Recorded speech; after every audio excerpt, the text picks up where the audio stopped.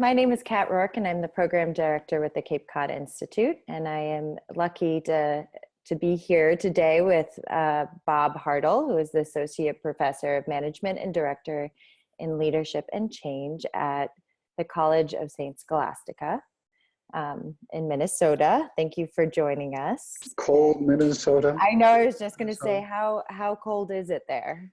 It's about 18 degrees, but it's going down to 2 degrees tonight. So I have my sweater, getting ready for the cold weather. Wonderful. I'm glad we can be here together to think of warmer weather on Cape Cod. So thank you for joining us. I'm excited to spend a little time with you to talk a little bit about your course that is coming up this summer, 2019. We're excited to have you for your first teaching experience with us. So can you tell us a little bit about how you first heard about the Cape Cod Institute? Well, it's sort of an interesting story. Back in 2001, I was working with the Minnesota Department of Public Health. And the director there was trying to figure out the readiness to change in various districts around the state. She was trying to install population-based healthcare. And not all the districts were ready to go yet. So I was working with them trying to figure out who was ready and who wasn't. And I was relying pretty heavily on Edgar Schein's stuff. Schein was a great influence in my own academic preparation and in my consulting work. And in the course of doing that, the director really loved Ed's work and read his books. I gave her a book and some articles. And so one day she called me and she said, "Guess what I'm doing this summer?" And I said, "I don't know. What are you doing?" She said, "I'm flying to the Cape Cod Institute where I'm going to study with Edgar Schein." And I said, "Wow." And then I thought, this isn't good. My clients are studying with my, influence, and I haven't met him yet. So I booked a flight in 2001 and traveled out to the Institute and met Ed. And then when I got back, my students said, "How come you didn't take us?" And I said, "Well, we'll do that next year." And so we built a course around Ed's seminar week out at the Institute. And I think we studied with him 9 times in total. And then when he retired from teaching at the Institute, we started moving around to different OD practitioners, Charlie Needy Seashore, and Chris Worley, and Annie McKee at Penn, Jervis Bush. So I'm not a stranger to the Cape. I've been there for many years. This will be the 18th year, but it'll be the first time I'm teaching. Wonderful. Yeah, and what a long history you just mentioned of wonderful organization development practitioners who have taught at the Institute. It's great that you and so many of your students have been able to travel here for so many years. And we are excited now that you will be amongst that group of faculty.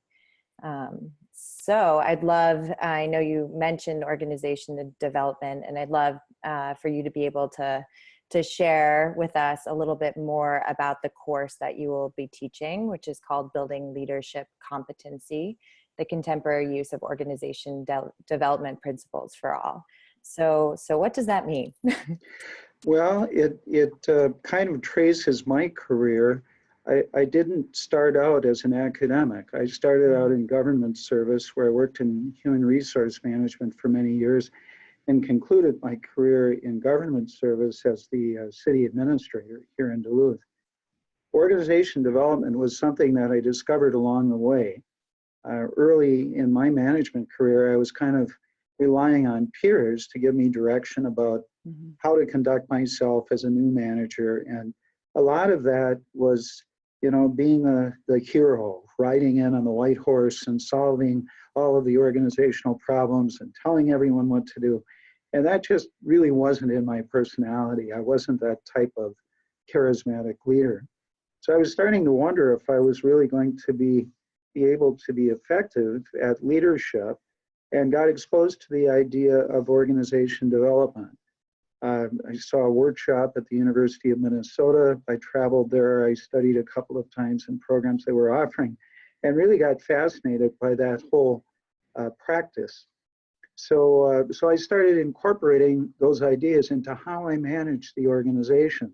And as I did that, my career took off. I moved from entry-level manager jobs to more senior managers and eventually to the top of the organization as the administrator.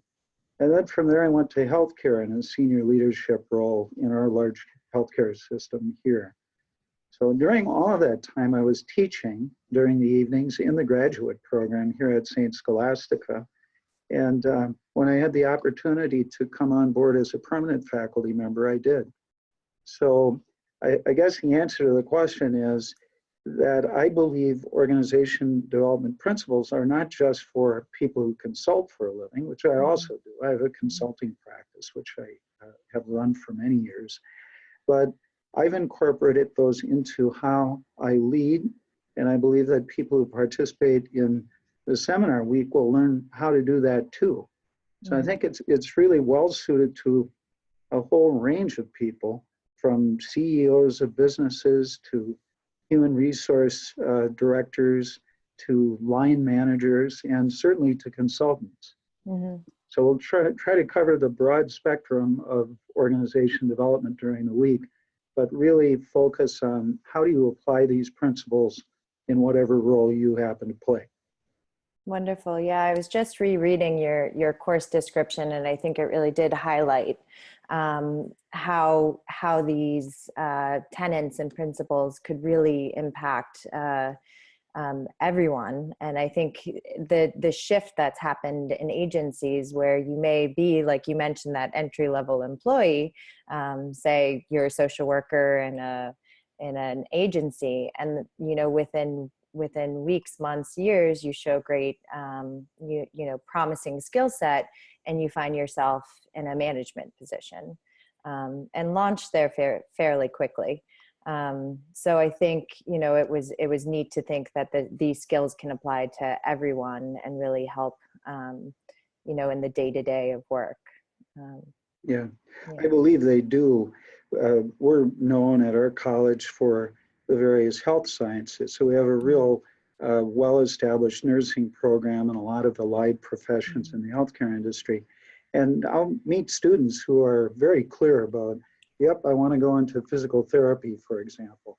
And I always say, do you want to be a physical therapist for your entire life? Or would you like to move up a little bit, become a manager, or maybe a leader in your organization? And when they start thinking about that, then they get real attracted to what we teach. So we have a diversity of students in our programs. It's not only people who study management and leadership, but people in all of those other disciplines also. That's great. So I know you have an extensive history of traveling across country to the Cape Cod area. So I wonder, in those many years, what you imagine makes this type of learning environment really important and different. Well, I think the area itself is certainly beautiful, and especially in the summer months where the weather always seems idyllic compared to the weather that we have here in the Midwest. When students ask me, what can I expect when I go to the Cape with you, I always say, temperatures between 75 and 80.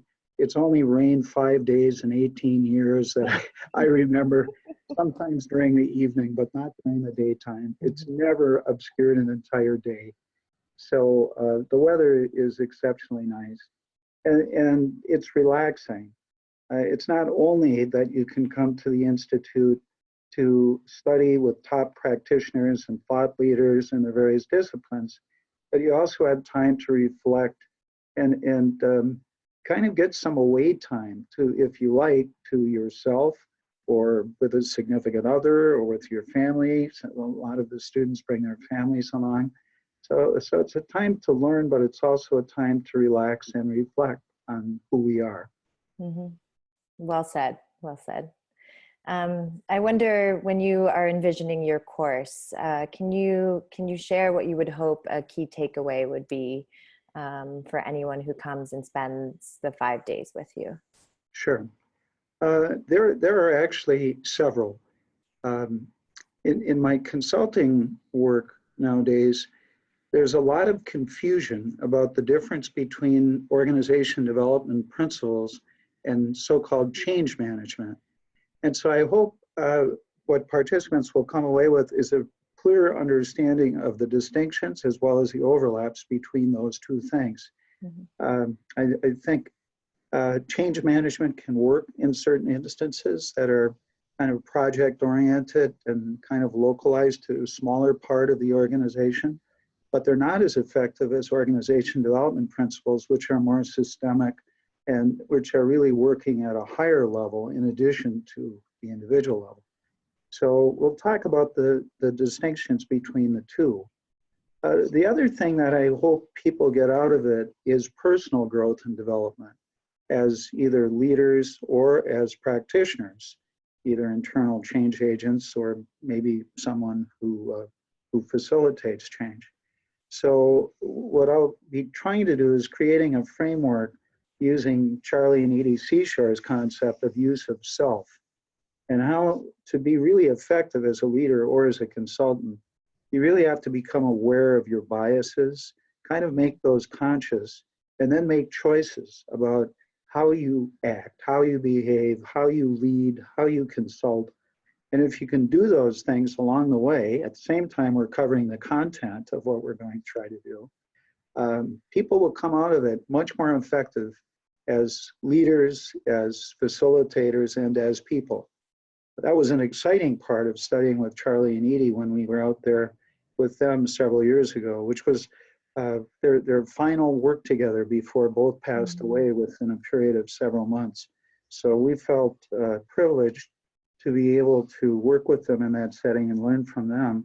And every time I come out to the Institute since, I have a real sense for their presence and want to do whatever I can to perpetuate that and keep that as part of the Institute. So that'll be a second piece that's kind of the underlayment to what we do during the week. Third part is I'd love to make this specific to issues that the participants are concerned about. So if they have cases that they are interested in working on, I'd like to help facilitate that in smaller groups so that when they come away from it, they'll actually have to start at a solution for issues that they've been struggling with in their own organizations. And if they don't, that's okay. I'll have some cases that I'll have developed that we can use for that purpose. But to the extent that we can make it specific to the needs of those who are going to be part of the week, we'll certainly try to do that. Wonderful. Thank you. I'm going to take a little page out of one of our faculty members' books, Jonah Paquette, who comes to teach positive psychology. He starts his course every day asking his participants what was their favorite thing they did on the Cape this week. And so everyone goes and writes it up on the board. So I'm going to ask you to share with us what your favorite Cape activity has been when you are out there balancing and integrating your learning from the morning. It's changed over the years. I'll give you an expanded answer. It's not one thing. In the early years, I was very captivated by the idea of, does organization development, as we've articulated it here in the States, work equally well in other countries? And because the population of people who attend is pretty cosmopolitan, we get people from different countries. Whenever we had opportunities for study groups in the afternoon, I always took advantage of that. So my first answer is I love that interaction among people who are different than I am. They inform my thinking, and I hope I contribute to theirs. And it's just a very rich environment. So that was the first thing I liked. The second one is that I'm very physically active.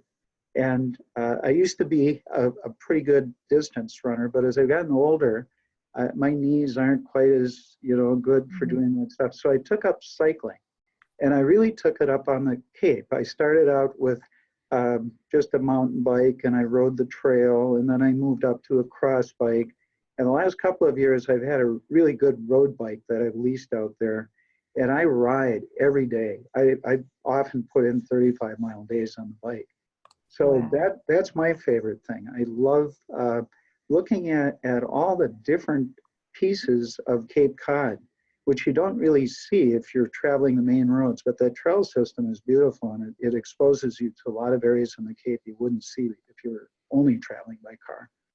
It really is. And 35 miles is quite impressive. So well done. It's great fun. Yeah. So I'd encourage anybody who's participating in the workshop who likes to cycle to join me for those rides. They're That's really very kind. spectacular. Yeah, Yeah, that's very wonderful. yeah. Great. Well, I was wondering, do you have anything else that you wish I had asked you about your course or what's coming up for you in Cape Cod or or what you're most excited about in your current work at St. Scholastica? I think a lot of my current work, both at the college where I teach in the master's program, the MBA in Leadership and Change, as well as my consulting work right now, focuses on diversity and inclusion, which to me seems to be a central issue that society has to figure out in this country in particular. So it's how do we span boundaries? How do we work across differences so that we can have meaningful, thoughtful dialogues?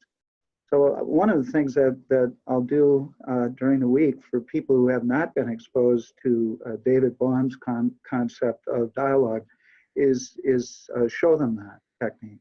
It was something I actually learned from Ed Schein way back. He's used it for years. He has his variation on it, and I have my own. But it's a very powerful tool. It really is people learning together. And that's what I try to emphasize in how I teach my classes, and it'll be part of what I do on the Cape too. So I think that'll be an important part of it. And I guess the last thing is I like to have fun. I'm pretty energetic, and my sense of humor may be a bit obscure sometimes, but it's definitely there. And and I use it. So part of what I try to do is keep people engaged in what's going on and involved. So it'll be a very interactive kind of experience, true experiential learning. And I think people will have a great time doing it. Great. I wouldn't say it's quite obscure, but you're being yourself. Well, thank you, Bob. I really appreciate you taking the time today out of your schedule at school to talk to us. And I hope the warmer weather is around the corner for you. I do too. Thank you, Kat. I appreciate you inviting me.